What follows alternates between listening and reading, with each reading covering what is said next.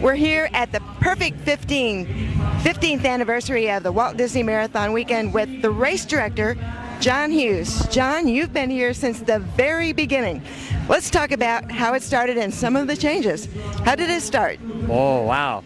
How did it start? Well, like many things, it started with an idea of having a fun, marathon. We wanted it to be big, which back then meant maybe 4,000 people. We actually ended up getting 8,000 for the first Disney Marathon in 1994.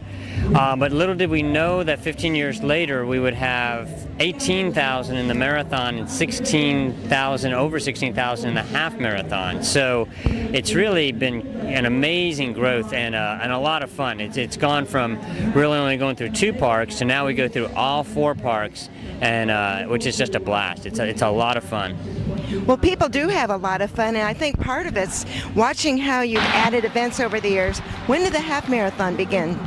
The half marathon started 4 years after the marathon, so it's now celebrating its 1994.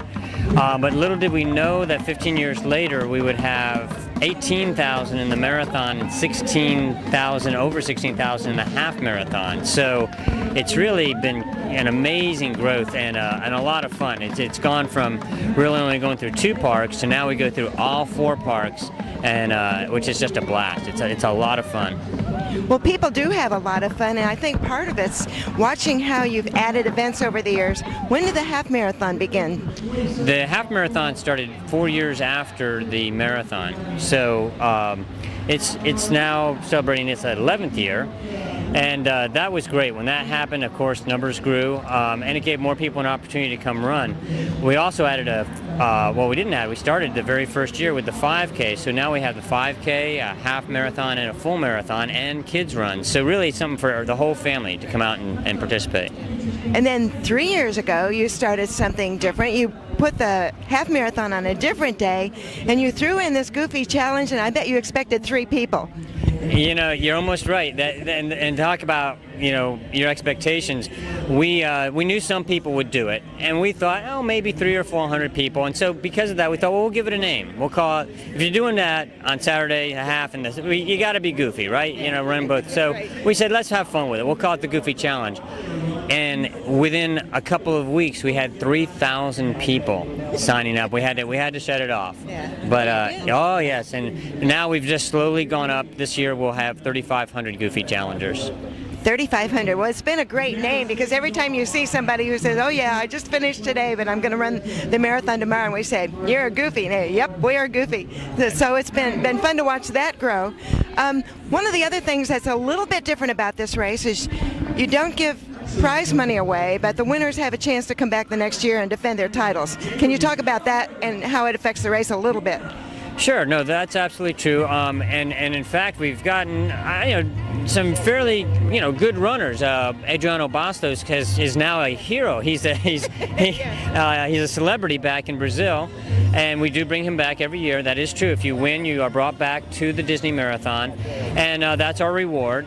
And so yes, we're not deep in prize money. We don't have a very obviously a deep elite field or the fastest field, but it's a lot of fun. We still get some great competition, and we also have Florida's finest, which we bring the top runners, male and female, from the state, both open and masters, to come and compete. So we do have a fun but very competitive niche there.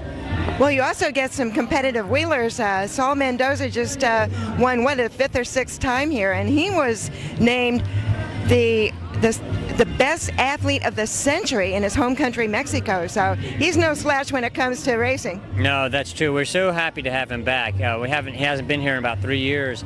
And yes, he is a world-class athlete in every sense of the word, and a great guy.